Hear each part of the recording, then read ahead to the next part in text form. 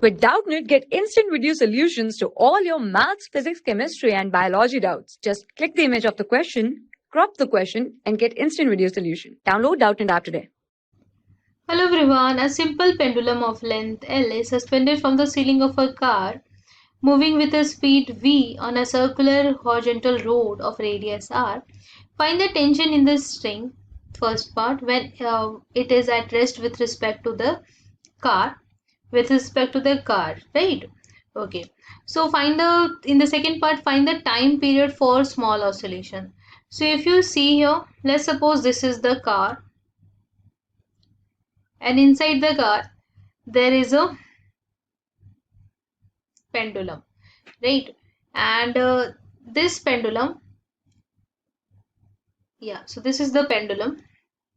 So we want the time period and the tension in this string, and this car is performing circular motion around the road in a radius smaller, right?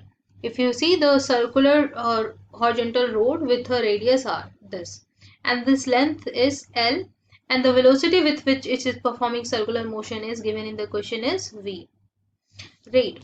Okay, so let's see what will happen. If you see in the car frame, this this simple pendulum is at rest. So if you draw the FVD of this pendulum, then the tension force will act in this direction, and this angle is theta, right? And it will be acted by a centrifugal force from this frame, right? And that will be mv square by r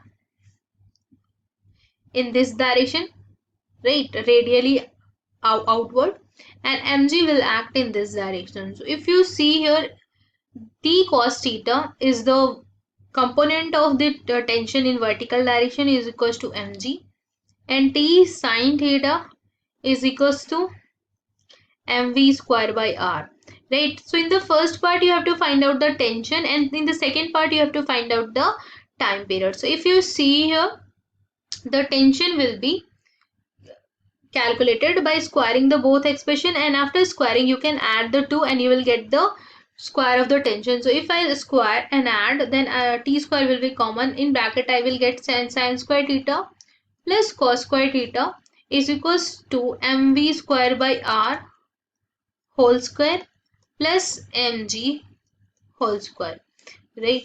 So it will be t equals to under root of the whole quantity mg square plus mv square by r. Very simple. So this will be the tension in the string. So you can write here t equals to, if you take m common, so inside the bracket you will get g square plus v to the power 4 by r square. So this will be the tension in the string. Now in the second part, if you see here, in the second part we want the time period for small oscillation. So if you see here, the G effective can be calculated by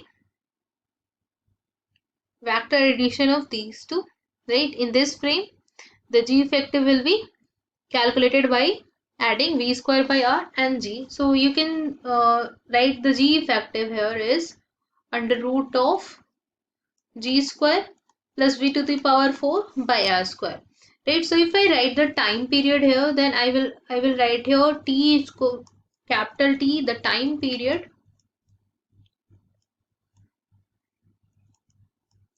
is equals to 2 pi under root L by G effective. So just put the value of G effective now. Then I will write 2 pi under root of L upon G square plus v to the power 4 r square to the power half. So this will be the time period, and this will be our answer. Simple. Thank you. For class 6 to 12, IIT JEE and NEET level. Trusted by more than 5 crore students. Download Doubtnut app today.